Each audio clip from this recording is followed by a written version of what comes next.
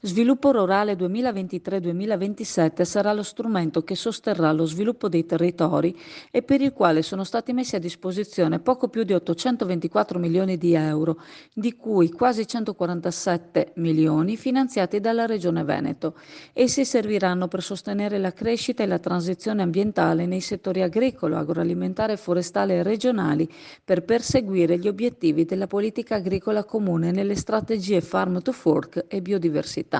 È stato l'assessore Caner a presentare gli interventi in un evento che si è svolto a Villa Baida e che ha visto partecipare oltre 200 stakeholders, tra imprenditori agricoli e forestali, tecnici consulenti e rappresentanti delle organizzazioni agricole e della cooperazione agroalimentare, delle istituzioni, operatori del settore forestale e rurale da tutto il Veneto, ricordando che le risorse saranno distribuite in 44 interventi nel rispetto dei vincoli dei regolamenti europei di riferimento.